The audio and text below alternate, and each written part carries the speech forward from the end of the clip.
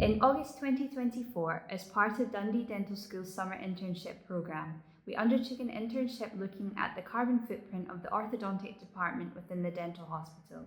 We will discuss our project and its findings in the following presentation. So firstly, what was the context of the project?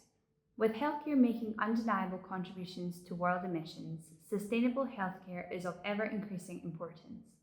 In line with the Scottish Government's sustainability strategy for the public sector, NHS Tayside, as part of wider NHS Scotland, has pledged to reach net zero by neutralising its greenhouse gas emissions by 2040 and net zero emissions from its supply chain by 2045.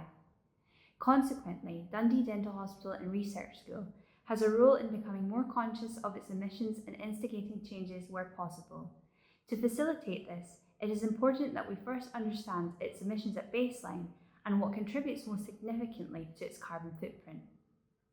Given the time constraints, this summer internship was focused on a single clinical department to serve as an initial point of reference. We did so by implementing a carbon calculator designed for general dental practices. So, what was the aim of the project? It was indeed to calculate the carbon footprint of the orthodontic department using a carbon calculator developed for dental practices. How did we do this? We collected measurements across 6 areas. For patient travel, we conducted a simple travel survey on clinic. Once patients had finished appointments, we asked them 2 very simple questions. What mode of transport had they used and how far had they travelled to the dental hospital? For staff travel, it was a very similar survey and we accounted for clinicians, dental nurses, laboratory technicians and reception staff. For staff, we also had to account for the number of clinical sessions the staff worked in the department over that week. When it came to procurement, we were able to obtain a spreadsheet of all the resources purchased by the department, thus obtaining an exact figure. To measure the waste disposed of by the department, we counted the number of bags of clinical, domestic and recyclable waste.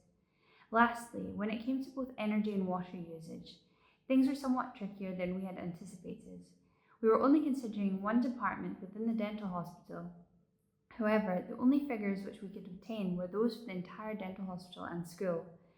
As a result, things required a bit of gross estimation using floor plans, and the evident limitations of this are something we will discuss later.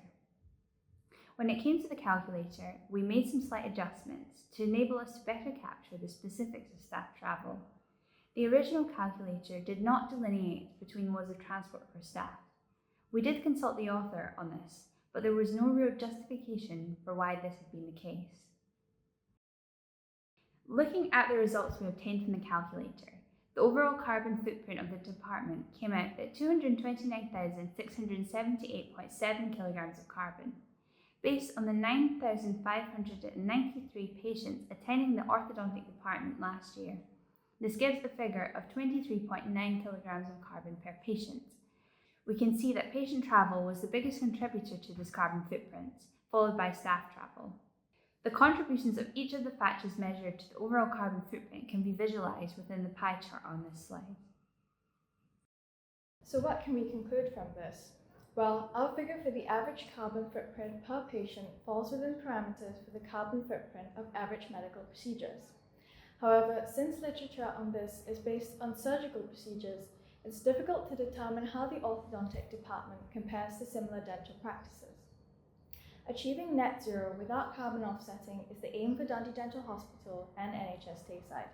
And with this in mind, we have some suggestions for the future. Firstly, with the largest contributor of the department's carbon footprint being patient travel, patients should be reminded to schedule appointments together with family members where applicable. Patients should be encouraged to trial or switch to more sustainable transportation, but with cost efficiency and travel time being priorities, it's difficult to expect most patients to favour sustainable transportation. However, as remote monitoring continues to be adopted in wider orthodontics, this is something that the orthodontic department could consider in the future. Remote monitoring reduces patient travel frequency, thereby reducing the carbon footprint of patient travel. In terms of infrastructure, Dundee Dental Hospital obtains its energy from a combined heat and power plant powered by natural gas. As proposed by Okaga, Richard Warden and Fernando in 2024, adding solar photovoltaic panels to the hospital and using a carbon-neutral energy source in the CHP plant would help achieve zero emissions.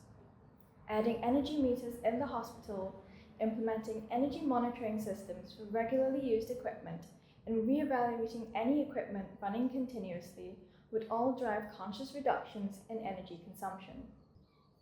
Since a great percentage of domestic and clinical waste consists of single-use plastics, procurement practices should be reassessed to determine where single-use plastics can be reduced on a departmental, dental hospital, and wider NHS site level. Greater emphasis on emissions reduction guidance in NHS Scotland's procurement strategy can also help reduce the carbon emissions of dental practices.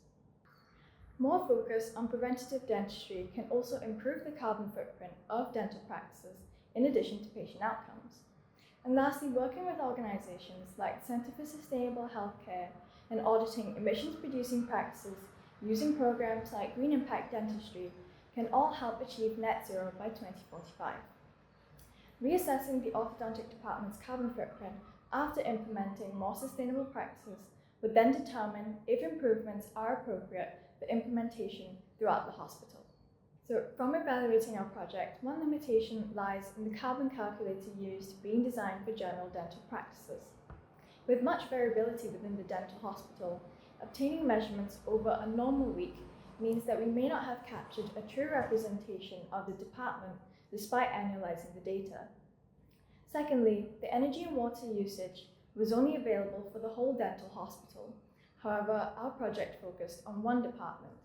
Hence, we had to estimate the percentage of this used by the department. Additionally, many instruments used on the department are autoclaved at the central decontamination unit at a local hospital, and the energy and water usage for this would contribute to the department's carbon footprint. However, we were unable to account for this. In terms of strengths, randomizing our patient travel survey data to obtain the required sample size from a large pool of data helped to reduce selection bias. Additionally, the conciseness of the travel survey made it much easier to conduct in a busy department. And finally, our project is in line with Public Health England's recommendations for improving sustainability in dentistry. Thank you, and we hope that our findings will aid future sustainability endeavours in the Dundee Dental Hospital and Research School and globally. We'd like to thank Inspire, the Orthodontic Department at Dundee Dental Hospital, and Dr. Eleanor Chalmers.